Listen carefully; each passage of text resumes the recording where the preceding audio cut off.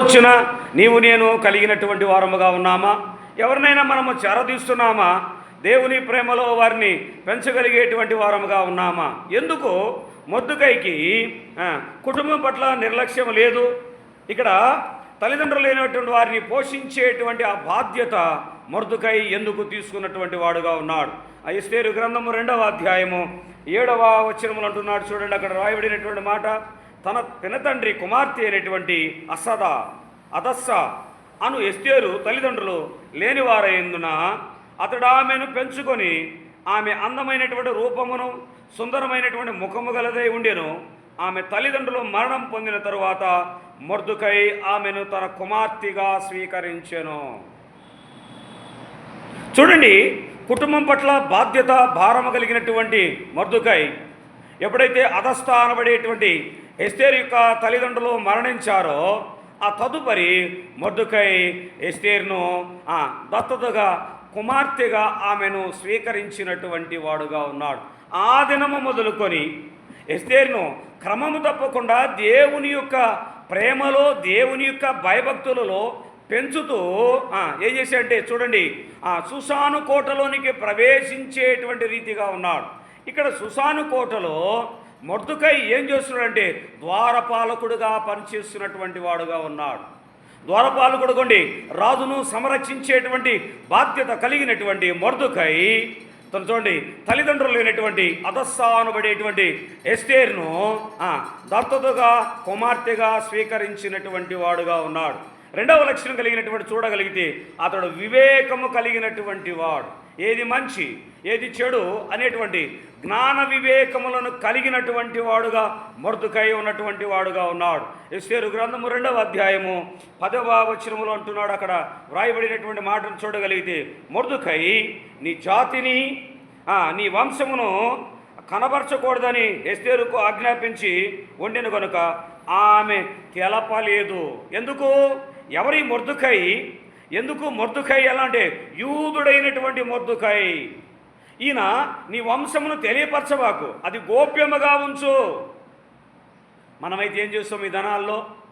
మేము అత్యున్నతమైనటువంటి కులముకు సంబంధించినటువంటి వారము, లేదా మేము అత్యధిక ధనవంతులము, లేదా అత్యధిక ఉద్యోగంలో సంపాదిస్తున్నటువంటి వారము, లేదా మేము అందరికన్నా తెలియగలిగినటువంటి వారముగా ఉన్నామని మనంతటి మనమే తెలియపరుచుకునేటువంటి వారముగా ఉంటాం. కానీ మొర్దెకై యొక్క పెంపకం ఎలా ఉందో చూడండి. నీవు ఎక్కడి నుంచి వచ్చావో తెలియపరచకు, అది గోప్యంగా ఉంచు. దేవుడు ఏ రీతిగా మనలను ఈ సుసాను కోటలో ఎదగమన్నాడో అదే రీతిగా మనము నెమ్మదిగా ఎదుగుదాము. ఈ దినాల్లో కూడా సంఘాల్లో మనం చూస్తున్నాం. ఎలా చూస్తున్నాం? ప్రతి దాంట్లో మేము పాలిభాగస్తులు కావాలని ఆశ కలిగినటువంటి వారు చాలామంది ఉన్నారు. నిజముగా ఉన్నటువంటి వారంతా ఉన్నటువంటి పనిని ఖచ్చితంగా పంచుకోవాలి. ఏ ఒక్కరూ అధిక బాధ్యతను నిర్వర్తించేటువంటి వారుగా ఉండకూడదు. ప్రతి ఒక్కరూ బాధ్యత కలిగినటువంటి వారుగా ఉండాలి. కానీ కొన్ని సంఘాల్లో బాధ్యతను ఎవరికి అప్పగించడం లేదు. ఎందుకంటే అందులో మరలా ఏమన్నా ప్రాబ్లమ్స్ అనేటువంటి క్రియేట్ అవుతాయి అనేటువంటి ఆలోచనలతో ఈనాడు సేవకులు ఉంటున్నారు. జాగ్రత్త, నీవు ఒక్కడవే అన్ని పనులు చేయకూడదు. బాధ్యత కలిగినటువంటి వారికి, లేదా చేయగలిగినటువంటి సామర్థ్యం ఉన్నటువంటి వారికి నీవు పని అప్పగించేటువంటి వారముగా ఉండాలి. ఇక్కడ మొర్దెకై ఉండంటే ఎస్తేరుకి, అమ్మా నీవు ఏ వంశంలో నుంచి వచ్చావో నీవు తెలియపరచకు, అది జాప్యముగా ఉంది. అది నీ బిడ్డలు అనబడుతున్నటువంటి వారు, లేదా నీ జనాంగమైనటువంటి ఇశ్రాయేలుకు అపకీర్తి తెచ్చేదిగా ఉన్నది. కాబట్టి నువ్వేమన్నా అంటే మౌనంగా ఉండు. సుసౌండ్ కౌన్సిల్లో చెప్పినటువంటి మాటలు. మూడవదిగా చూడగలిగితే ప్రతిదినము తన కూతురి క్షేమాన్ని పరిశీలించేటువంటి బాధ్యతను తీసుకున్నటువంటి వాడుగా ఉన్నాడు. మరి తల్లిదండ్రులు అనబడుతున్నటువంటి వారు బిడ్డల యొక్క బాధ్యతను తీసుకుంటున్నారా? బిడ్డలు ఏ రీతిగా పెరుగుతున్నారు? ఏ రకమైనటువంటి ఆలోచన సామర్థ్యం కలిగినటువంటి వారుగా ఉన్నారు? దేవుని యందు ప్రేమ కలిగినటువంటి వారుగా ఉన్నారా లేదని వారిని పర్యవేక్షిస్తున్నటువంటి తల్లిదండ్రులు ఉన్నారు ఈ దినాల్లో. వారి తప్పులను ఒప్పులను కప్పిపుచ్చేటువంటి తల్లిదండ్రులు ఉన్నారు. కానీ వారిని దేవుని సన్నిధికి నడిపించేటువంటి వారు లేరు. అంతేకాదు సామాన్యమైనటువంటి వారే కాదు, కానీ దైవ సేవకులు కూడా ఏం చేస్తున్నారంటే వారికి సంబంధించినటువంటి వారి యొక్క పాత్రలను కప్పిపుస్తున్నటువంటి వారుగా ఉన్నారు. జాగ్రత్త సహోదరి సోదరులారా, మనం ఎంత కప్పిపుచ్చాలని చూసినా కానీ హృదయాంతరంగములను పరిశీలించేటువంటి దేవుడు ఉన్నాడు. నీవు నేను ఏం చేస్తున్నామో మనకు ఊహకు పుట్టకముందే, ఆలోచన తలంపులు పుట్టకముందే ఆయన ఎరిగినటువంటి వాడై ఉన్నాడు. కానీ ఇక్కడ మొర్దెకై ఏం చేస్తున్నాడంటే ఎస్తేరు యొక్క ప్రవర్తనను ప్రతిదినము పరిశీలిస్తున్నట్టు, లేదా తన క్షేమం ఏ విధంగా ఉన్నదో ఆయన పరిశీలిస్తున్నటువంటి వాడుగా ఉన్నాడు. ఎస్తేరు గ్రంథము 2వ అధ్యాయము 11వ వచనములో చూస్తే ఆ మాట అంటున్నాడు చూడండి. ఎస్తేరు ఎలాగుండునో అదియు ఆమెకేమి సంభవించునో అదియు తెలుసుకొనుటకై అంతఃపురము యొక్క ఆవరణము ఎదుట ప్రతిదినము మొర్దెకై తిరుగులాడుచున్నటువంటి వాడు. తిరుగుతున్నాడు అంతఃపురంలోనికి. తిరిగి తన కుమార్తె ఏ రీతిగా ఉన్నదో, ఎట్టి ఆలోచన కలిగి ఉన్నదో, నియమించినటువంటి విధానంలో ఉన్నదా లేదా, తొట్టిల్లుతున్నటువంటి స్వభావం కలిగినటువంటిదిగా ఉన్నదో అని పరిశీలిస్తున్నాడు. నిజముగా తల్లిదండ్రులు అనబడేటువంటి వారు బిడ్డలను పెంచేటువంటి రీతి ఎలా ఉండాలంటే నిత్యము వారి ఆలోచన సరళి ఎలా ఉన్నదో, వారు వ్యవహరించేటువంటి తీరు ఎలా ఉన్నదో మనము గమనించాలి. నిజముగా దేవుని యందు భయభక్తులు కలిగినటువంటి స్త్రీలు వాక్యానుసారంగా భర్తల యొక్క నడవడిక ఎలా ఉందో, లేదా భార్యల యొక్క నడవడిక ఎలా ఉందో రాబట్టుకునేటువంటి వారముగా ఉండాలి. వారు చేస్తున్నటువంటి ఆ పనుల వలన మనం రాబట్టుకోవచ్చు, అంతేగాని సారిసారికి వారిని అడగవలసినటువంటి అవసరం లేదు. కానీ అది లేఖనములనే ఆ మాటలు మనము చూస్తున్నటువంటి వారముగా ఉన్నాం. ఇక్కడ మొర్దెకై ఏం చేస్తున్నాడంటే తన కుమార్తెను, కూతురు క్షేమాన్ని నిత్యము పరిశీలిస్తున్నటువంటి వారుగా ఉన్నారు. మరి సంఘములో నిలిచినటువంటి మనము ఆరాధన చేస్తున్న మంచిదే, కానీ సంఘ క్షేమం కొరకు మనము ఎన్నడైనా పాలిభాగస్థులం అవుతున్నామా? సంఘ క్షేమాభివృద్ధి కొరకు మనము వ్యక్తిగత ప్రార్థనలో మనము నిత్యము సంఘము సరిహద్దుల కొరకు జ్ఞాపకం చేసుకుంటున్నామా? సహోదరి సహోదరులారా, ఏంటి మన బాధ్యత? దేవుడు మనల్ని ఎందుకు ప్రత్యేకించాడు? ఈ లోకం నుంచి ఎందుకు ప్రత్యేకించినటువంటి వాడుగా ఉన్నాడు? వేరుపరిచినటువంటి వాడుగా ఉన్నాడు? నీ అంతటికి నీవే ఉండుటకేనా? నీవు అందరి కొరకు నువ్వు ప్రయాసపడేటువంటి వారుగా ఉండుటకు నీకటి జ్ఞానము ప్రభు అనుగ్రహించలేదా? ఈ దినము నుంచైనా మనమందరము ఆలోచించేటువంటి వారముగా ఉందాం. సంఘము దాని యొక్క బాధ్యత మనమందరము కూడా ఆలోచన కలిగినటువంటి వారు, ఎటువంటి రీతిగా సహకారం అందించవలసినటువంటి వారు కాదు. కానీ మీ ప్రార్థన సహకారము అందించడము ఎంతైనా గొప్పదిగా ఉందని నేను ఆశ కలిగినటువంటి వాడుగా ఉన్నాను. ఇక్కడ మొర్దెకై కూతురు క్షేమాన్ని పరిశీలిస్తున్నటువంటి వాడుగా ఉన్నాడు. అంత మాత్రమే కాకుండా కూతురికి ఆజ్ఞాపించాడు. ఏం ఆజ్ఞాపించాడు మొర్దెకై ఎస్తేరుకి? 2వ అధ్యాయము 20వ వచనం అంటున్నాడు చూడండి. అదే ఎస్తేరు గ్రంథము 2వ అధ్యాయము 20వ వచనంలో ఏం ఆజ్ఞాపిస్తున్నాడో కూతురికి చూద్దాం. అక్కడ ఎస్తేరు మొర్దెకై యొక్క పోషణ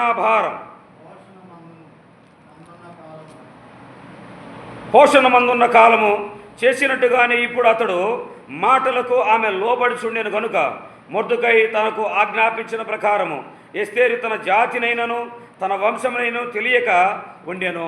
ఇక్కడ చూడండి, అక్కడ బాధ్యత, ఏ బాధ్యత అప్పగించాడో మొర్దెకై ఎస్తేరుకి, ఆ బాధ్యతతో పాటు తండ్రి యొక్క బాధ్యతను కూడా గ్రహిస్తున్నదిగా చూస్తున్నాం. చూడండి, బిడ్డల యొక్క పెంపకం ఆ రీతిగా ఉంటుంది. ఏ రీతిగా మనము బిడ్డలను పెంచుతామో ఆ రీతిగానే బిడ్డలు కూడా తల్లిదండ్రుల యొక్క బాధ్యతలలో పాలిభాగస్తులయ్యేటువంటి వారుగా ఉంటారు. ఇక్కడ బాధ్యతగా పరిశీలిస్తున్నటువంటి మొర్దెకై కూతురైనటువంటి ఎస్తేరు కూడా ఏం చేస్తుందంటే మొర్దెకైని కూడా పరిశీలిస్తున్నది. ఏ రీతిగా ఉన్నాడో, బాధ్యత కలిగినటువంటి వాడుగా ఉన్నాడో లేదని పరిశీలన చేస్తున్నదిగా చూస్తున్నాం.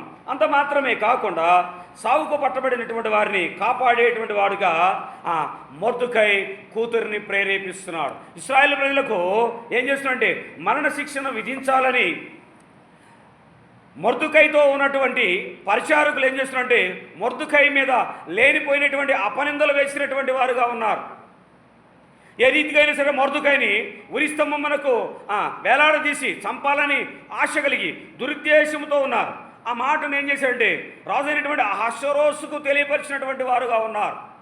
కాబట్టి ఏం చేశాడంటే ఇక్కడ మొర్దెకై యొక్క ఆలోచన సరళి ఎలా ఉందంటే పట్టుబడినటువంటి వారిని కాపాడాలి. ఇశ్రాయేలు ప్రజలు పట్టుబడబోతున్నారు, వారిని బందీలుగా ఉంచబోతున్నారు. కాబట్టి వారిని ఏ రీతికైనా కాపాడాలి. కాబట్టి ఇదిగో సుసాను కోటలో ఉన్నటువంటి తన కుమార్తె అయినటువంటి ఎస్తేరుతో తెలియపరుస్తున్నాడు.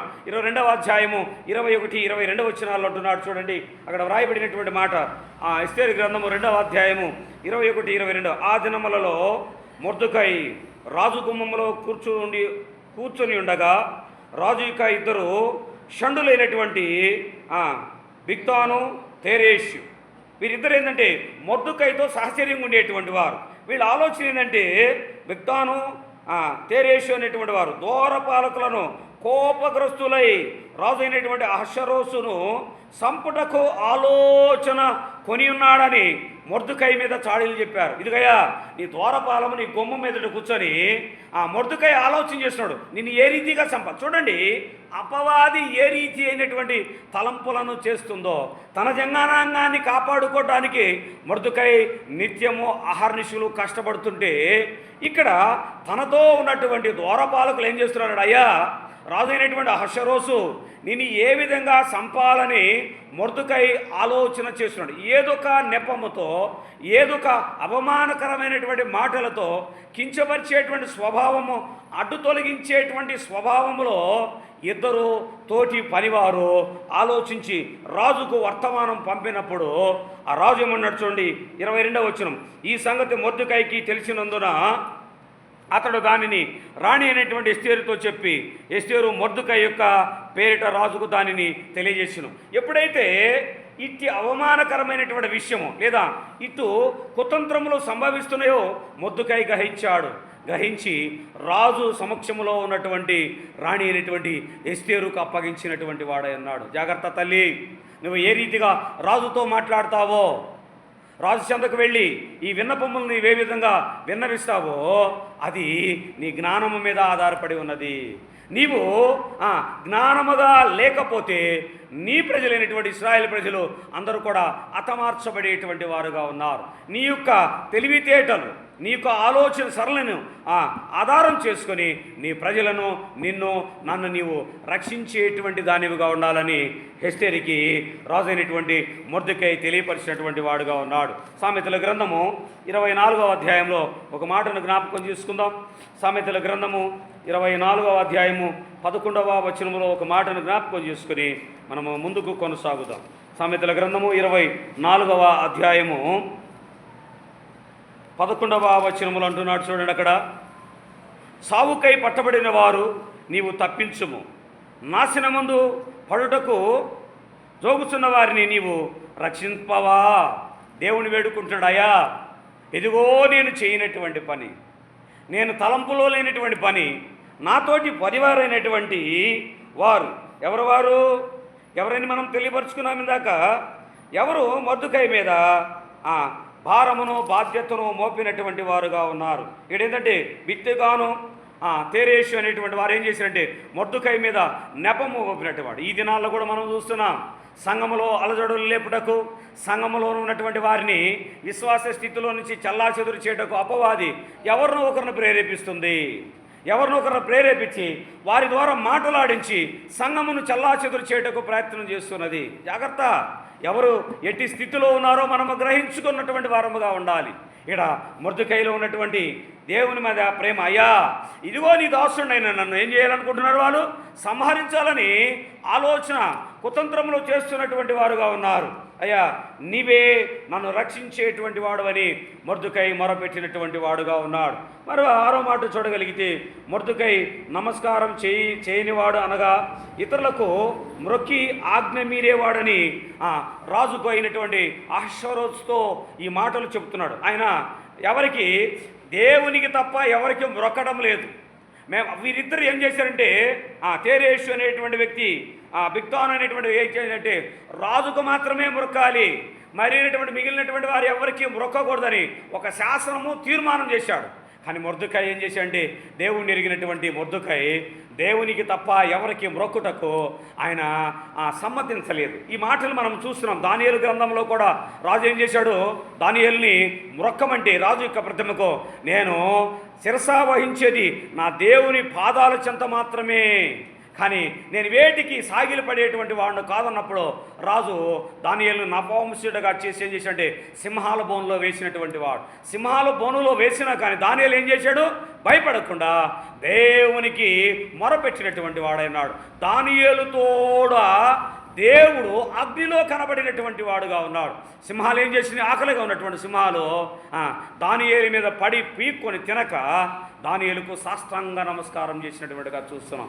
నిజముగా నీవు దేవుని యందు భయభక్తులు కలిగి ఉంటే లోకములో ఎన్ని నిందలు నీ మీద మోపినా, ఎన్ని అపవాదులు నీ మీద చెలరేగినా కానీ దేవుని సముఖంలో నీవు నేను ఉండేటువంటి వారముగా ఉంటాం. ఇక్కడ మొర్దెకై మీద ఏం చేస్తున్నట్టే, అయ్యా రాజు యొక్క ప్రతిమకు మొర్దెకై మ్రొక్కడం లేదు. ఏం చేయమన్నాడు? రాజుకి లేనిపోని చాడలు చెప్పి మొర్దెకైని ఉరి తీయాలని ఒక శాస్త్రము తీసుకొచ్చినటువంటి వాడుగా ఉన్నాడు. ఎస్తేరు గ్రంథము 3వ అధ్యాయము 2-3 వచనాలు అంటున్నాడు. చూడండి అక్కడ రాయబడినటువంటి మాట. కాబట్టి రాజు గుమ్మమున ఉన్నటువంటి రాజసేవకులందరూ ఆ రాజాజ్ఞను సారముగా మోకాళ్ళుని హామానుకు నమస్కరించిరి.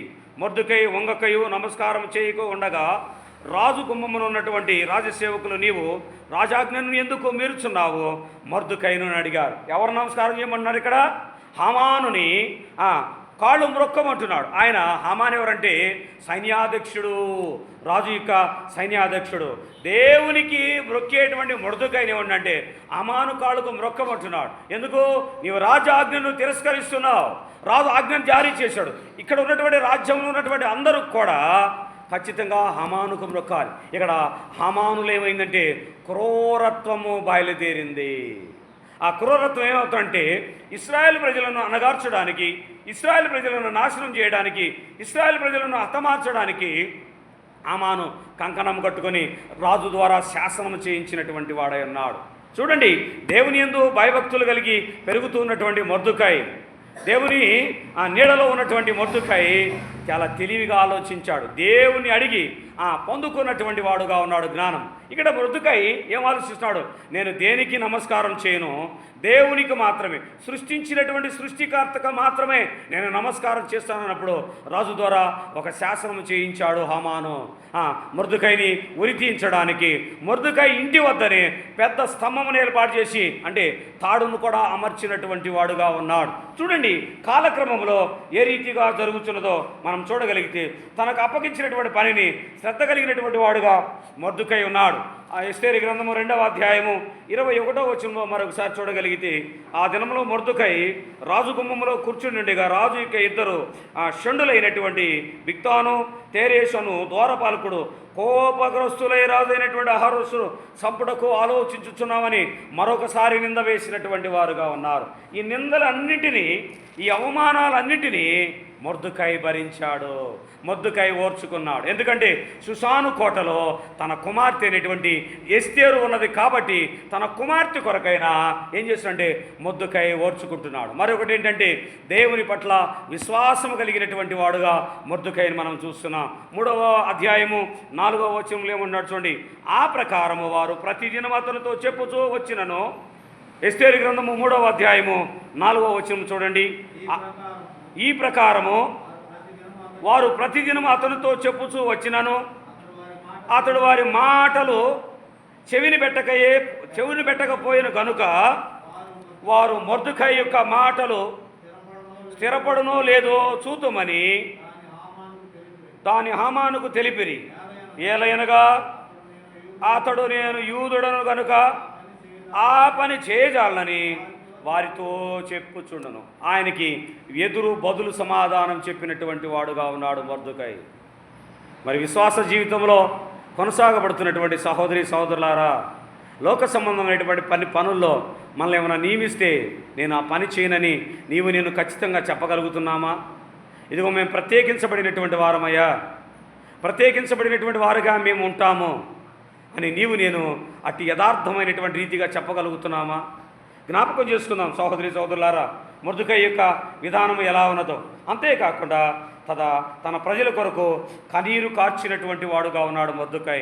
ఎస్తేరు గ్రంథము 4వ అధ్యాయము 1వ వచనంలో ఆ మాటను చూడగలిగితే, జరిగినదంతయు తెలియగానే మొర్దెకై తన బట్టలు చింపుకొని గోని బట్టలు వేసుకొని బూడిద పోసుకొని పట్టణము మధ్యకు బయలువెళ్ళి మహాశోకముతో రోదన చేసినటువంటి వాడు. చూడండి, నేను రాజు యొక్క పాలక బృందంలో ఉన్నాను, ద్వారపాలకుడుగా నా వృత్తి నేను కొనసాగిస్తున్నాను. మరి ఇంత నమ్మకంగా నేను కొనసాగిస్తున్నానే, మరి రాజు ఇటు ఆజ్ఞను ఎట్లా జారీ చేశాడు? ఇక్కడ మొర్దెకై ఆలోచన ఏంటంటే, నేను మరణిస్తే మంచిదే, దేవుని చెంతకు చేర్చబడతాను. నేను మరణించిన తర్వాత నా ప్రజలైనటువంటి ఇశ్రాయేలు మొత్తాన్ని కూడా ఏం చేయాలంటాడు? ఓసుకోతలేదా ఉరికి బాధ్యతలు చేయబోతున్నారు. మరి వారిని ఏ విధంగా రక్షించుకోవాలి? సహోదరి సహోదరులారా, మరి విశ్వాసులమైనటువంటి మనము కుటుంబంలో ఉన్నటువంటి సభ్యులు రక్షణ మార్గంలో లేకపోతే దుఃఖక్రాంతులు కాలేకపోతున్నారా? మీరు ఇంటిలో ఉన్నటువంటి ప్రతి ఒక్క సభ్యుడు దేవుని చెంతకు చేర్చబడకపోతే మీకు వేదన, బాధ అనిపించటం లేదా? చూడండి, తన ప్రజల కొరకే మొర్దెకై ఏం చేస్తున్నంటే ఎంతగానో కన్నీటితో రోధిస్తున్నాడు. తన కుమార్తెను దేవుని భక్తిలో పెంచాడు. తన ప్రజల కోసం మొర్దెకై కన్నీరు కారుస్తున్నటువంటి వారుగా ఉన్నాడు. నిన్ను కని పెంచినటువంటి నీ తల్లిదండ్రులు, నీ తోబుట్టువులు, నీ అక్కజెన్నీళ్ళు, నీ భార్య భర్తలు, నీ సంబంధులైనటువంటి వారు దేవుని మార్గంలో చేర్చబడకపోతే నీకు నాకు బాధ అనిపించటం లేదా? దేవుని మాటలు నేను తెలియపరచలేకపోతున్నామా? వారిని దేవుని చెంతకు ఎందుకు చేర్చబడలేకపోతున్నాం? సహోదరి సహోదరులారా, అట్టి భారం మన మీద లేదా? ఎంతకాలం నీవు నామకార్థంగానే క్రైస్తవుడిగా నీ ఒక్కరి కొరకే నీవు ప్రాకులాడేటువంటి వాడుగా ఉన్నావు? మొర్దెకై యొక్క ఆలోచన చూడండి, తన ప్రజల కొరకు ఏం చేస్తున్నాడంటే కన్నీటితో ఏం చేస్తున్నాడు? ఆయన విలపిస్తున్నటువంటి వాడుగా ఉన్నాడు. మరి ఎట్టి అనుభవాలు నేను కలిగినటువంటి వారముగా ఉంటున్నామా? సహోదరి సహోదరులారా, అంత మాత్రమే కాకుండా ఎస్తేరు వస్త్రము చింపివేసిన కానీ తిరస్కరించినటువంటి వాడు అనగా తన క్షేమాన్ని కోరుకునేటువంటి వాడు కాదుగా ఉన్నాడు. ఎస్తేరు గ్రంథము 4:4 ఆ మాట అంటున్నాడు చూడండి. ఎస్తేరు యొక్క పనికత్తెలు ఆమె దగ్గరనున్న షండులను వచ్చి జరిగిన దానిని ఆమెకు తెలియజేయగా రాణి గొప్ప మనోవిచారం కలదై మొర్దెకై కట్టుకొని ఉన్నటువంటి గోని పట్టను తీసివేయమని ఆజ్ఞ ఇచ్చి కట్టించుకున్నడకై అతని యొక్క వస్త్రములు పంపెను కానీ అతడి వాటిని తీసుకొనలేదు. చూడండి, తన ప్రజలు ఎక్కడ అన్యాయక్రాంతమవుతారో దేవునికి మొరపెడుతున్నాడు. అయ్యా, యథార్థముగా మేము జీవిస్తున్నాం, ఎవరి కొరకైతే మేము జీవిస్తున్నామో అట్టి ప్రజలకు అన్యాయం జరగబోతున్నది. ఇదిగో నేను కన్నీరు విడుస్తున్నాను ప్రభువా, నా ప్రార్థన ఆలకించు. ఇదిగో నా కుమార్తెను సుషేను కోటలోనికి పంపించాను రాజు దగ్గర. జ్ఞానవంతురాలుగా నీ బిడ్డలను విడిపించుటకు ఏం చేయమంటున్నాడు ఆయన? కూతురిచ్చినటువంటి వస్త్రములో తిరస్కరిస్తున్నటువంటి వారు, లోక సంబంధులైనటువంటి వారు, రక్షించబడినటువంటి వారి దగ్గర నుంచి నేను ఏమి పొందుకునేటువంటి వారముగా ఉండకూడదు. ఇది దేవుని యొక్క ఆజ్ఞ. ఏ రీతిగా నేను జీవిస్తున్నాం ఆ రీతిగా కొనసాగించేటువంటి వారముగా ఉన్నాం. ఇక్కడ మరొక మాట చూడగలిగితే యూదులకు సంబంధించేటువంటి దానిని రాణికి తెలిపాడు. అనగా తన ప్రజలను పట్ల బాధ్యతను కలిగి ఉండమని రాణి అయినటువంటి ఎస్తేరుని హెచ్చరించినటువంటి వాడుగా ఉన్నాడు. ఎస్తేరు గ్రంథము 4వ అధ్యాయము 7-8 వచనాల్లో అంటున్నాడు చూడండి. అక్కడ వ్రాయబడినటువంటి ఆ మాటలు కానీ మనం జ్ఞాపకం చేసుకోగలిగితే మొర్దెకై తనకు సంభవించినటువంటి అంతయు యూదులను నాశనము చేయుటకు కానీ ఆమాను వారిని బట్టి రాజు ఖజానాకును చూచి ఇచ్చేనని చెప్పిన సొమ్ము మొత్తము ఇత్తుననియు అతనికి తెలిపి వారిని సంహరించుటకై సూసానులో ఇవ్వబడినటువంటి ఆజ్ఞను ప్రతిని ఎస్తేరుకు చూసి తెలుపమనియు ఆమె తన జనుల విషయమై రాజును వేడుకొని అతని సముఖమందు విన్నపములు చేయుటకై అతని యొద్దకు పోవాలని చెప్పవనియు దాన్ని అతనికి ఇచ్చాను. ఆతాను వచ్చి మొర్దెకై యొక్క మాటలు ఎస్తేరుతో చెప్పాను. అమ్మా, నీ బిడ్డల కొరకు ఏం చేయమంటున్నాడు? ఇప్పుడు రాజుగారికి విన్నవించు. ఇదిగో ఆతాను ద్వారా మొర్దెకై ఏం చేశాడంటే రాణి అయినటువంటి ఎస్తేరు చెంతకు ఆ మాటలను పంపినటువంటి వాడుగా ఉన్నాడు. చూడండి, తన జనాంగం కొరకు మొర్దెకై ఏ రీతిగా ప్రయాసపడుతున్నటువంటి వాడుగా ఉన్నాడు. కుటుంబంలో ఉన్నటువంటి తల్లిదండ్రుల కొరకు, రక్త సంబంధికుల కొరకు మన ప్రయాస ఎలా ఉన్నది? సహోదరి సహోదరులారా, ఇటు తీర్మానం కలిగి నీవు నేను ఉండగలుగుతున్నామా? మొర్దెకైలో ఉన్నటువంటి ఆత్మీయమైనటువంటి స్థితి చూడండి.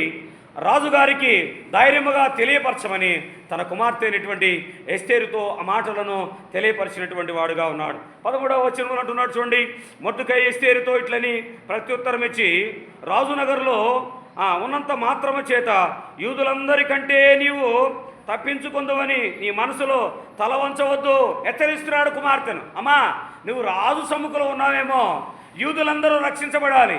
ఒకవేళ నీవు అక్కడుంటే తప్పించబడతావేమో, తదుపరి నీవు కూడా చంపివేయబడతావు, జాగ్రత్త. మరి నీవు ఎంత తెలివితేటల వలన నీ ప్రజలను నిన్ను రక్షించుకుంటావు అని మొర్దెకై ఎస్తేరుని హెచ్చరిస్తున్నాడు. జాగ్రత్త. కొంతమంది ఏం చేస్తారంటే తనకు ఆపద సంభవించినంత వరకు ఎస్కేప్ అవుటకు ప్రయత్నం చేస్తారు. జాగ్రత్త. నిన్ను నమ్మినటువంటి బిడ్డలను కూడా నీవు రక్షణ మార్గంలో నడిపించేటువంటి వాడుగా ఉండాలి. చివరిగా చూడగలిగితే దేవుని దగ్గర నుండి సహాయం వస్తుందని నమ్మినటువంటి వాడుగా ఉన్నాడు మొర్దెకై. ఎస్తేరు గ్రంథము 4వ అధ్యాయము 14వ వచనంలో చూడగలిగితే ఆ మాట అంటున్నాడు చూడండి. అక్కడ, నీవు ఈ సమయమందు ఏమీ మాట్లాడక మౌనంగా నున్న పక్షమున యూదులకు సహాయమును విడుదలయు మరి యొక్క దిక్కు నుండి వచ్చును గాని నీవును నీ తండ్రి ఇంటి వారు నశించెదరు. నీవు ఈ సమయమందును బట్టియే రాజ్యమునకు వచ్చితేనేమో ఆలోచించుకోమని ఎస్తేరుకు చెప్పాడు. జాగ్రత్త. నీవు కేవలము యూదులను రక్షించడానికి దేవుడు నాకు ఇచ్చినటువంటి సంకల్పం చొప్పున నేను షూషాను కోటలో రాణిగా నేను ఏర్పాటు చేశాను. మరి యూదా జనాంగాన్ని నీవు రక్షించడానికి నీవు మౌనంగా ఉంటే ఎట్టి ప్రతిఫలము సంభవించదు. రాజు దగ్గర నీవు మొరపెట్టాలి. రాజు విన్నవించబడేలాగున రాజు చెంత నీవు మొరపెట్టి నీ జాతి అయినటువంటి యూదులను నీవు రక్షించుకోవాలని మొర్దెకై ఎస్తేరుతో మనం చేశాడు, హెచ్చరించాడు. మరి ఈ దినమున నీవు నేను రక్షించబడినటువంటి నీవు నేను గృహస్థులను హెచ్చరిస్తున్నామా? ఎంతకాలము లోకస్తులుగా జీవిస్తారు, ఎంతకాలము లోక సంబంధమైనటువంటి ఆచార సాంప్రదాయాల్లో జీవిస్తామో, ఇకనైనాను దేవుని చెంతకు నువ్వు రావా?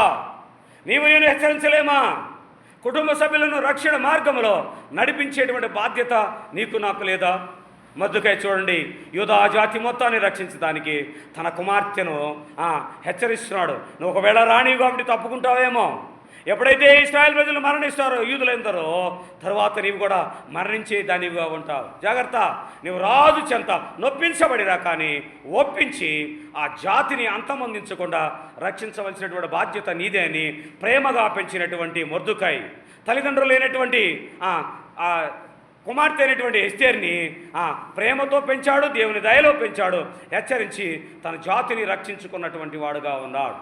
మరి ఈ దినంలో ఆరాధన చేస్తున్నటువంటి బిడ్డలమైన మనము నా కుటుంబ సభ్యులను రక్త సంబంధికులను ఎందుకు రక్షించుకోలేకపోతున్నావు? ఏంటి మన అవిధేయత?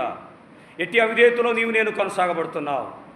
మోకాళ్ళ నుండి ప్రార్థన చేయలేవా?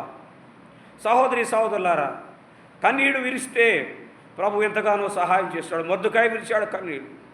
అయ్యా, నా జాతి వారు నశించిపోవడం నాకు ఇష్టం లేదు ప్రభు. నువ్వు ఏదో ఒక రీతిగా ప్రభు సహాయం చేసేటువంటి దేవుడు నీవు అని మొర్దెకై మొర ఖచ్చితంగా దేవుడు విన్నాడు. ఆశ్వరోజు రాజు ఏం చేశాడంటే ఎస్తేరు యొక్క మాటను విని ఆ శాసనమును మరలా రద్దుపరిచినటువంటి వాడు. ఎవరైతే ఆ శాసనం చేయించాడో తిరిగి అతన్నే, హామానునే అదే ఉరికమ్మం మీద హతమార్చినటువంటి వాడు. అందుకే దేవుడు ఉన్నది లేనట్టుగా, లేనిది ఉన్నట్టుగా చేసేటువంటి వాడుగా ఉన్నాడు. సహోదరి సహోదరులారా, ఈ మధ్యాహ్న కాల సమయంలో దేవుని మాటలు వింటున్నటువంటి మనమందరము ఇకనైనను కుటుంబ సభ్యులందరి కొరకు, లోకంలో నశించిపోవచ్చున్నటువంటి వారి కొరకు వ్యక్తిగత ప్రార్థనలో నీవు నేను ఉండాలని ప్రభు పేట ఈ మాటలు తెలియపరుస్తున్నాను. దేవుడి కొద్ది మాటలు తన వినికిడిలో ఉంచునుగాక. చిన్న ప్రార్థన చేసుకుందాం. స్తుతులకు కారణభూతుడా యేసయ్యా,